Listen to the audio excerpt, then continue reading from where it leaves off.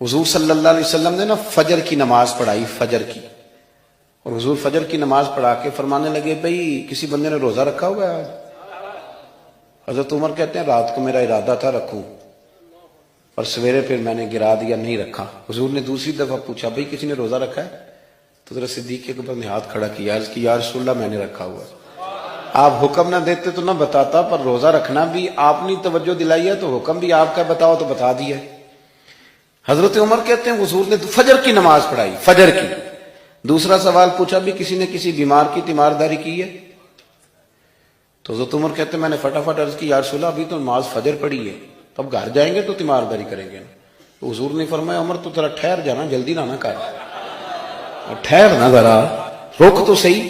تو حضرت عمر فاروق رضی اللہ تعالیٰ عنہ فرماتے ہیں میں چپ کر گیا، حضور نے فرمایا بتاؤ بھی کسی نے تیمارداری کی ہے؟ تو صدیق اکبر نے ہاتھ کھڑا کیا، عرض کی یا رسول اللہ عبد الرحمن بن عوف رضی اللہ تعالیٰ عنہ 2-3 دن سے نماز پڑھنے نہیں آ رہے تھے، رات میں نے پتہ کرایا تو پتہ چلا بیمار ہیں، اور حضور مجھے یہ بھی پتہ ہے وہ میرا یار ہے، مجھے پتہ ہے رات کو جلدی سوچا پر تہجد میں ضرور اٹھتا ہے، تو حضور میں بھی ذرا فجر کا وقت جلدی اٹھا ہوں تو فجر میں آنے سے پہلے عبد الرحمن ابن عوف کی تیمارداری کر کے آیا ہوں۔ حضرت عمر کہتے ہیں میں نہ ہلکا ہلکا ڈھیلا پڑ گیا۔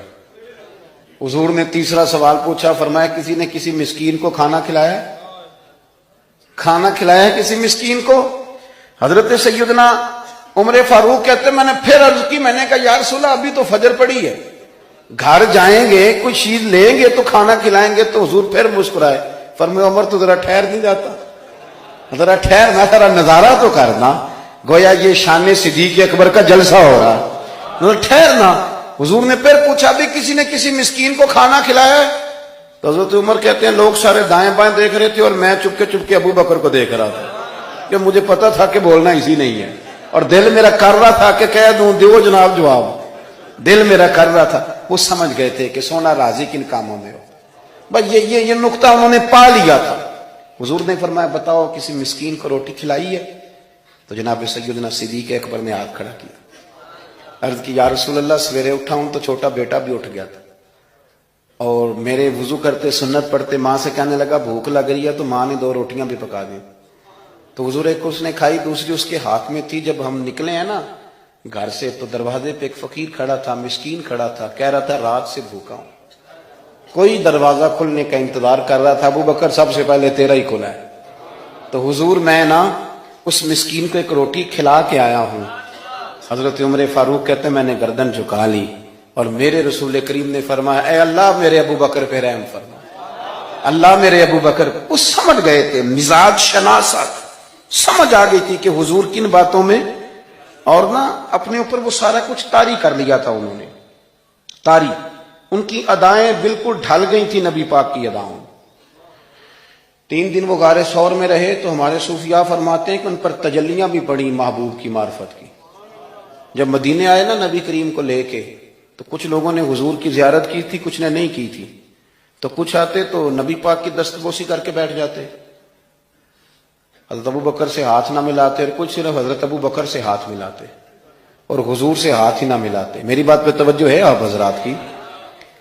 تو کچھ لوگوں کو نا شبہ ہونے لگا، وہ معاذ اللہ سمجھنے لگے کہ شاید یہی اللہ کے رسول ہے۔ حضرت صدیق اکبر یہ کیوں شبہ ہوا؟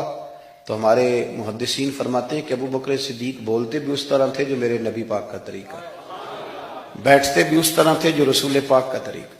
کہتے ہیں انہوں نے امامہ باندھا ہوا تھا تو جو امامے کا پیچ حضور کا ڈھیلا رہ گیا تھا ان کا بھی ڈھیلا رہ گیا تھا، اس طرح اپنے آپ کو مزاج میں ڈھالا تھا، تو من شدی من تو شدم، میں اس طرح ڈھالا تھا مزاج میں، اس طرح کے کوئی فرق ہی نہیں نظر آتا تھا۔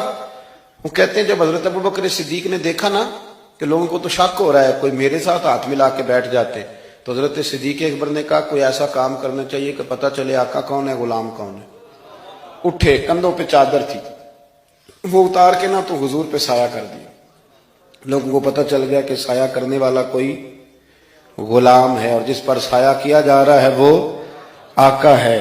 کیا خوبصورت نقطہ لکھا ہے مفسرین نے، شارحین فرماتے ہیں تھوڑی دیر کے لیے حضرت ابوبکر صدیق نے حضور کے سر انور پر اپنی چادر کا سایہ کیا تھا. اللہ کے رسول نے احسان کا بدلہ یہ دیا، نیکی کا بدلہ یہ دیا کہ قیامت تک ان کی قبر پر اپنے گنبد کا سایہ فرما دیا، قیامت تک گنبد کا سایہ کر دیا.